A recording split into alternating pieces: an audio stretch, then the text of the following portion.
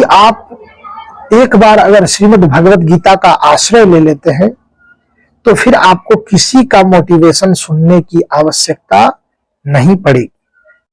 प्रिय सज्जनों, आप इस चैनल से जुड़े और चैनल को सब्सक्राइब कर लें और बेल आइकन प्रेस करके ऑल का बटन दबा दें। अगर आप बेल आइकन प्रेस करेंगे तो जितनी भी नोटिफिकेशन इस चैनल के जरिए आएगा वह सब कुछ सबसे पहले आपको प्राप्त होगा। इस चैनल पर मैं पूरी श्रीमद् भगवत गीता आपको श्रवण कराऊंगा।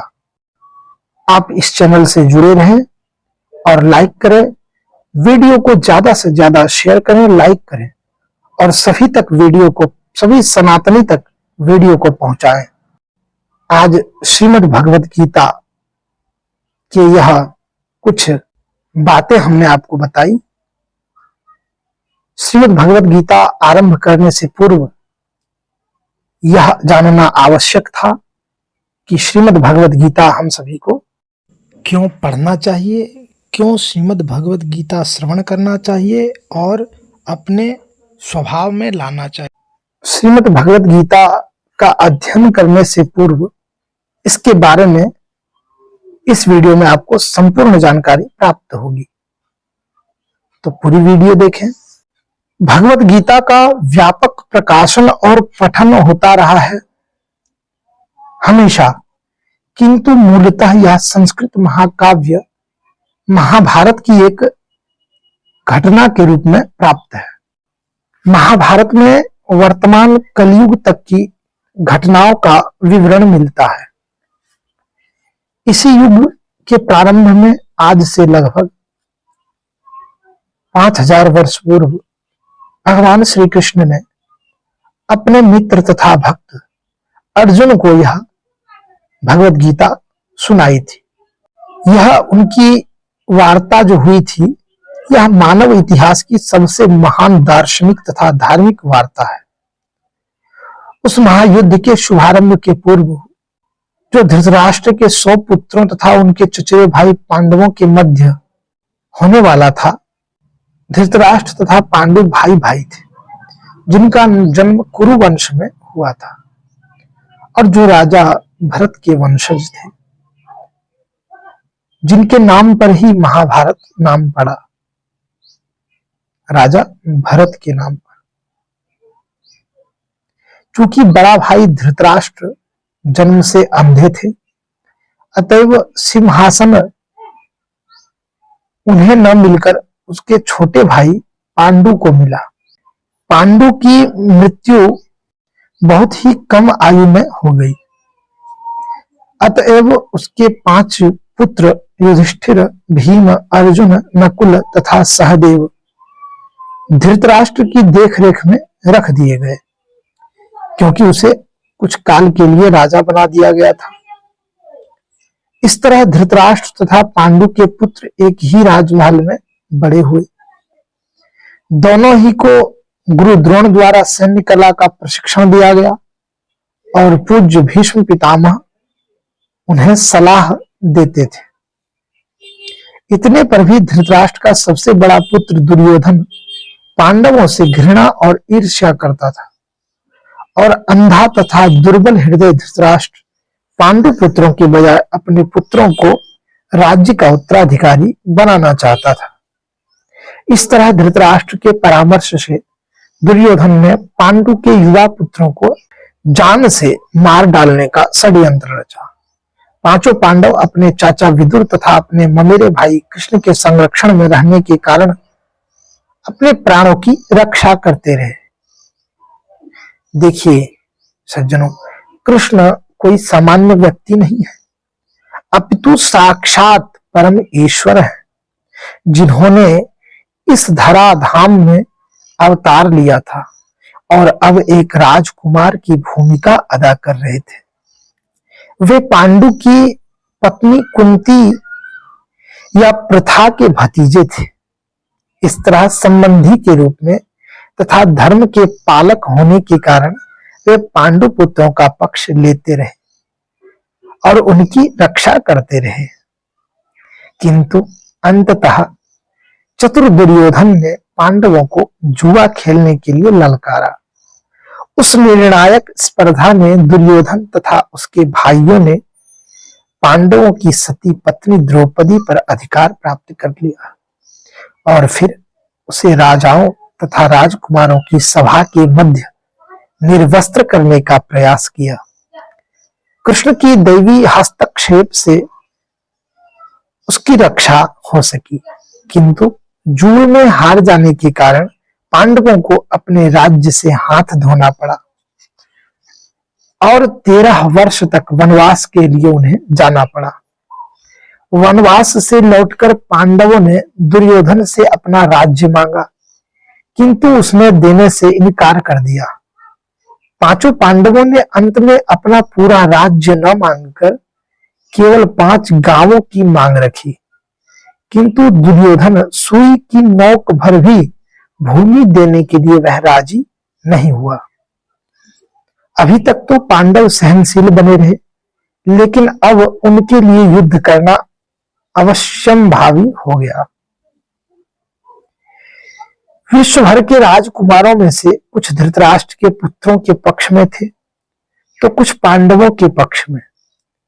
उस समय कृष्ण पांडु पुत्रों के संदेशवाहक बनकर शांति की याचना के लिए धृतराष्ट्र के दरबार में गए।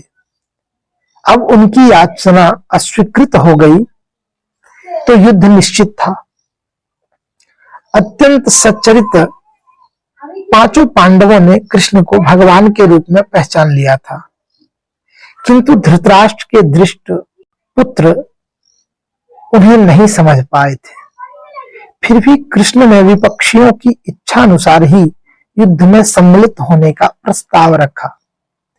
ईश्वर के रूप में वे युद्ध नहीं कर सकते थे, किंतु जो भी उनकी सेना का उपयोग करना चाहे वह कर सकता था। राजनीति में कुशल दुर्योधन ने कृष्ण की सेना झपट ली, जबकि पांडवों ने कृष्ण को लिया। इस प्रकार कृष्ण अर्जुन के सारथी बने और उन्होंने उस सुप्रसिद्ध धनुर्धर का रथ हाँकना स्वीकार किया। इस तरह हम उस बिंदु तक पहुंच जाते हैं जहां से भगवत गीता का शुभारंभ होता है।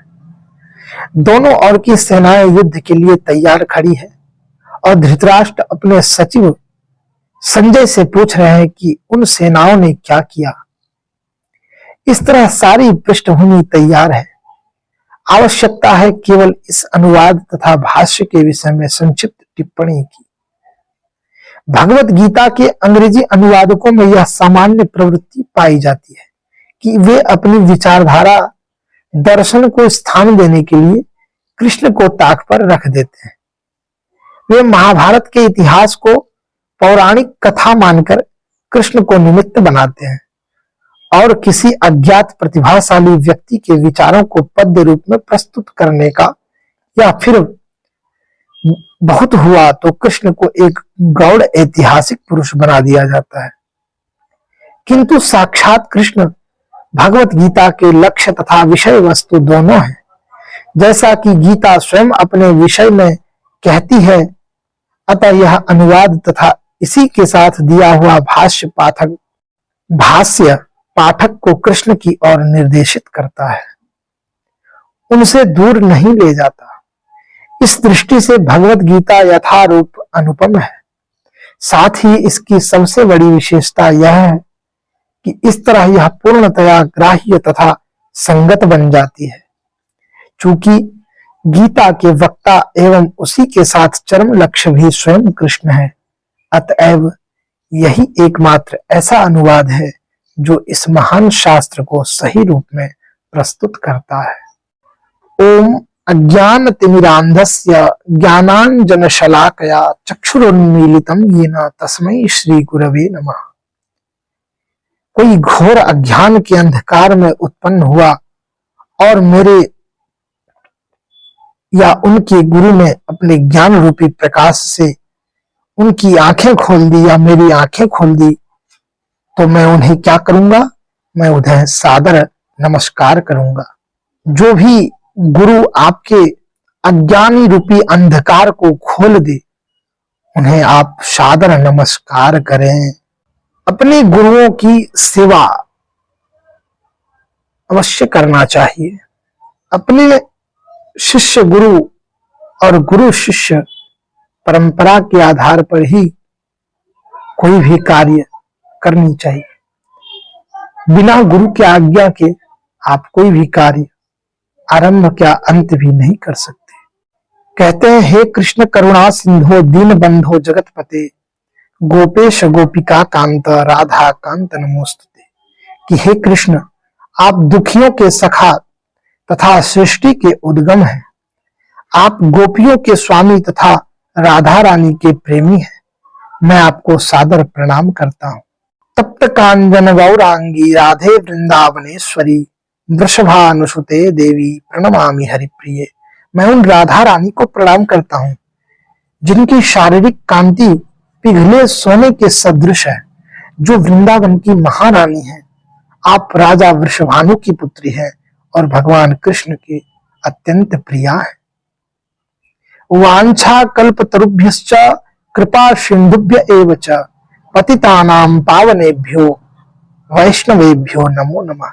मैं भगवान के समस्त वैष्णव भक्तों को सादर नमस्कार करता हूँ।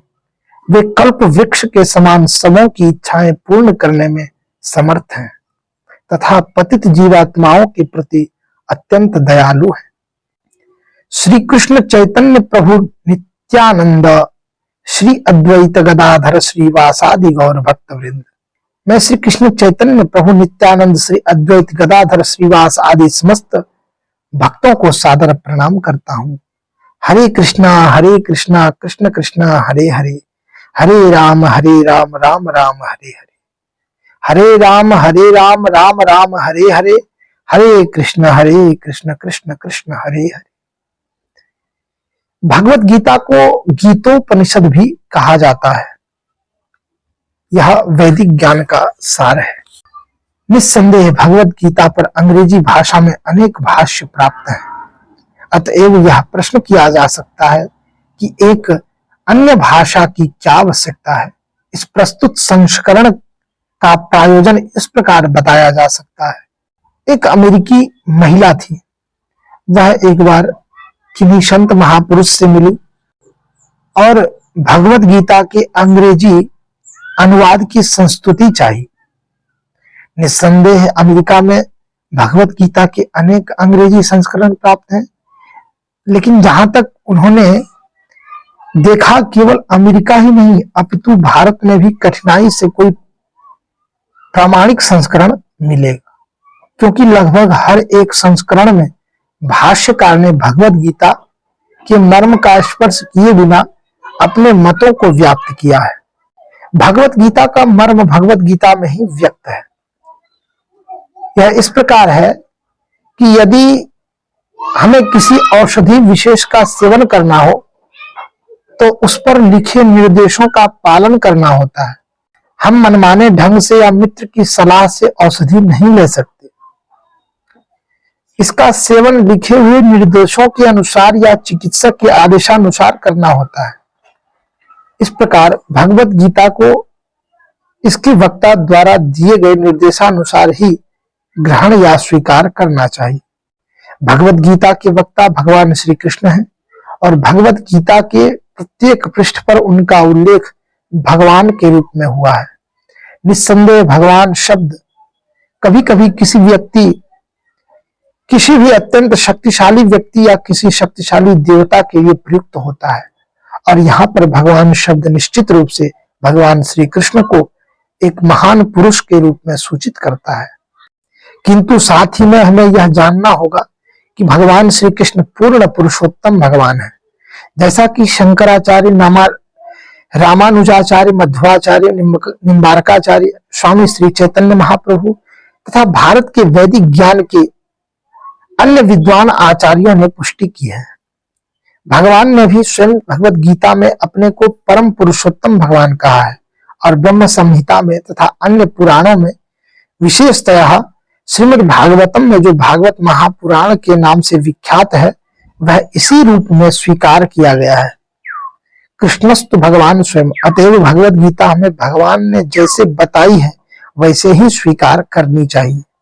भगवत गीता के चौथे अध्याय में कहते हैं, इमं विवस्वते योगम प्रोक्तवानः मव्ययम् विवस्वान्मनवे प्राह मनुरिक्ष्वा कवि ब्रवीत।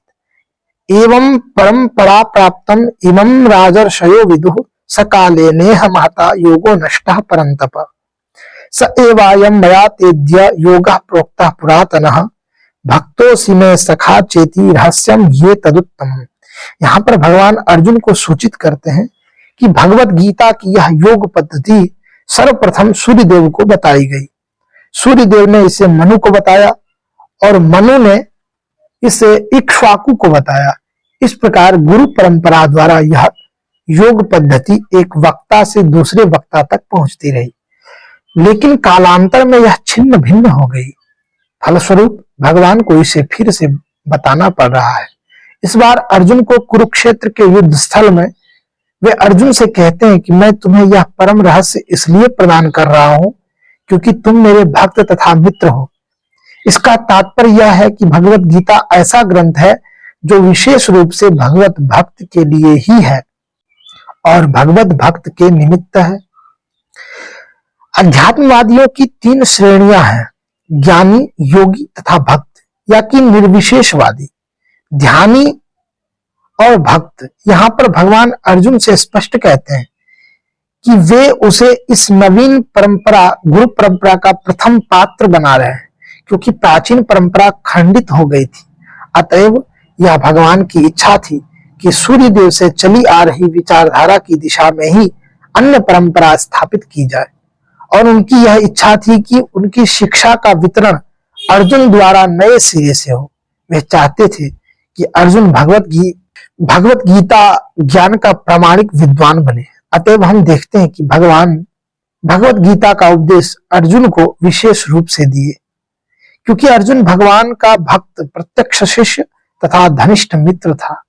अतएव जिस व्यक्ति में अर्जुन जैसे गुण पाए जाते हैं वह गीता को सबसे अच्छी तरह वह समझ सकता है। तात्पर्य यह है कि भक्त को भगवान से प्रत्यक्ष रूप से संबंधित होना चाहिए, कोई ना कोई संबंध बनाना चाहिए। जो ही कोई भगवान का भक्त बन जाता है जो ही उनका सीधा संबंध भगवान से हो जाता है। यह एक अत्यंत विशद विषय है, लेकिन संक्षेप में यह बताया जा सकता है कि भक्त तथा भगवान के मध्य 5 प्रकार का संबंध हो सकता है। कोई निष्क्रिय अवस्था में भक्त हो सकता है, यह तो पहला, या दूसरा कोई सक्रिय अवस्था में भक्त हो सकता है, तीसरा कोई सखा रूप में भक्त हो सकता है, चौथा कोई माता या पिता के रूप में भक्त हो सकता है, कोई और पांचवा जो है वह कोई दंपति प्रेमी के रूप में भक्त हो सकता है। यह 5 प्रकार से भगवान और भक्त का संबंध बन सकता है। अर्जुन का कृष्ण से संबंध सखा रूप में था। निस्संदेह इस मित्रता तथा भौतिक जगत में प्राप्य मित्रता में आकाश पताल का अंतर है। यह दिव्य मित्रता है जो हर किसी को प्राप्त नहीं हो सकती। निस्संदेह प्रत्येक व्यक्ति का भगवान से सीधा संबंध होता है। यह संबंध भक्ति की पूर्णता से ही जागृत होती है। किंतु वर्तमान जीवन की अवस्था में हमने न केवल भगवान को भुला दिया है, अपितु हम भगवान के साथ अपने शाश्वत संबंध को भी भूल चुके हैं। लाखों करोड़ों जीवों में से प्रत्येक जीव का भगवान के साथ नित्य विशिष्ट कोई ना कोई संबंध है। यह स्वरूप कहलाता है। भक्ति योग की प्रकृतियां द्वारा यह स्वरूप जागृत किया जा सकता है, तब यह अवस्था स्वरूप सिद्धि कहलाती है। यह स्वरूप की अर्थात स्वाभाविक या मूलभूत स्थिति की पूर्णता कहलाती है। अतएव अर्जुन भक्त तथा और मैत्री में वह भगवान के संपर्क में था। हमें इस बात पर विशेष ध्यान देना चाहिए कि अर्जुन ने भगवत गीता को किस तरह ग्रहण किया। इसका वर्णन 10वें अध्याय में है। अर्जुन कहते हैं कि परम ब्रह्मा परम धामा पवित्रम परमम भवान पुरुषम शाश्वतम दिव्यम आदि देवम अजम विभुम आहुस्त्वाम ऋषयः सर्वे देव ऋषिर्नारदस्तथा असितो देवलो व्यासः स्वयं चैव ब्रवीषि सर्व में तद्रतम मन्य यन्माम वदसि केशव नहीं ते भगवन व्यक्तिम विदुर्देवान दानवा। अर्जुन कहते हैं कि आप भगवान परम धाम पवित्रतम परम सत्य हैं। आप शाश्वत दिव्य आदि पुरुष अजन्मा तथा महानतम है। नारद, असित, देवल तथा व्यास जैसे समस्त महामुनि आपके विषय में इस सत्य की पुष्टि करते हैं और अब आप स्वयं मुझसे इसी की घोषणा कर रहे हैं। हे कृष्ण, आपने जो कुछ कहा है उसे पूर्ण रूप से मैं सत्य मानता हूं। हे प्रभु, न तो देवता और न असुर ही आपके व्यक्तित्व को समझ सकते हैं। भगवान से भगवत गीता सुनने के बाद अर्जुन ने कृष्ण को परम ब्रह्म स्वीकार कर लिया। प्रत्येक जीव ब्रह्म है, लेकिन परम पुरुषोत्तम भगवान परम ब्रह्म है। परम धाम का अर्थ है कि वे सबों के परम आश्रय या धाम है। पवित्रम का अर्थ है कि वे शुद्ध हैं और भौतिक कलमश से अरंजित है। पुरुषम का अर्थ है कि वह परम भोक्ता है और भौतिक कलमश से अरंजित है। शाश्वतम अर्थात सनातन, दिव्यम अर्थात दिव्य और आदि देवम भगवान अजम अजन्मा तथा विभुम अर्थात महानतम है। कोई यह सोच सकते हैं कि कृष्ण अर्जुन मित्र थे, अतएव अर्जुन यह सब चाटुकारिता के रूप में कह रहे थे। लेकिन अर्जुन भगवत गीता के पाठकों के मन से इस प्रकार के संदेह को दूर करने के लिए अगले श्लोक में इस प्रशंसा की पुष्टि करता है। जब वह यह कहता है कि कृष्ण को मैं भगवान नहीं मानता, अपितु नारद, असित, देवल तथा व्यासदेव जैसे महापुरुष भी स्वीकार करते हैं। ये सब महापुरुष हैं जो समस्त आचार्यों द्वारा स्वीकृत वैदिक ज्ञान का वितरण प्रचार करते हैं। अतएव अर्जुन कृष्ण से कहते हैं कि वे जो कुछ भी कहते हैं उसे वह पूर्ण सत्य मानते हैं। सर्व में तद्वितम मन्ये, आप जो कुछ भी कहते हैं उसे मैं सत्य मानता हूं। अर्जुन यह भी कहते हैं कि भगवान के व्यक्तित्व को समझ पाना बहुत कठिन है, यहाँ तक कि बड़े बड़े देवता भी उन्हें नहीं समझ पाते। अतएव मानव भक्त बने बिना भगवान श्री कृष्ण को कैसे कोई समझ सकता है। भगवत गीता को भक्ति भाव से ग्रहण करना चाहिए। किसी को यह नहीं सोचना चाहिए कि वह कृष्ण के तुल्य है, न ही यह सोचना चाहिए कि कृष्ण सामान्य पुरुष है या कि एक महानतम व्यक्ति है। भगवान श्री कृष्ण साक्षात पुरुषोत्तम भगवान है। अतएव भगवत गीता के अनुसार या भगवत गीता को समझने का प्रयत्न करने वाले अर्जुन के कथानुसार हमें सिद्धांत रूप में कम से कम इतना तो स्वीकार कर लेना चाहिए कि श्री कृष्ण भगवान है, और उसी विनीत भाव से हम भगवत गीता को समझ सकते हैं। जब तक कोई भगवत गीता का पाठ विनम्र भाव से नहीं करता है तब तक उसे समझ पाना अत्यंत कठिन है, क्योंकि यह एक महान रहस्य है। प्रिय सज्जनों, यह श्रीमद् भगवत गीता के भूमिका का यह पार्ट 1 यानी कि पहला पार्ट मैंने आपको इस वीडियो में सुनाया है। और भी इसके बाद की वीडियो पाने के लिए आप चैनल से जुड़े रहें। आपको पूरी श्रीमद् भगवत गीता इस चैनल पर सुनने को मिलेगा, कुछ न कुछ सीखने को मिलेगा। तो आप चैनल से जुड़े रहें। अगर अभी तक आपने चैनल को सब्सक्राइब नहीं किया तो सब्सक्राइब कर लें, बेल आइकन को प्रेस कर दें, तभी सारे अपडेट सबसे पहले आप तक पहुंचेंगे। और अगर आपने सब्सक्राइब कर लिया है तो आप बिल्कुल चैनल से जुड़े रहें, और भी इस प्रकार की अन्य भांति भांति प्रकार की वीडियो आपको देखने को मिलेगा, सुनने को मिलेगा और बहुत कुछ सीखने को मिलेगा। बस आपको इतना करना है कि चैनल से जुड़े रहना है और सारे वीडियो सभी सनातनी तक शेयर करना है, वीडियो को लाइक करना है। और कोई अगर सुझाव हो तो आप कमेंट कर सकते हैं, और कुछ सुझाव अगर न हो तो भी आप राधे राधे, जय श्री कृष्णा अवश्य लिखें। चलिए मिलते हैं फिर अगली नई वीडियो में। तब तक के लिए राधे राधे, हर हर महादेव, हरि ओम, बहुत बहुत धन्यवाद।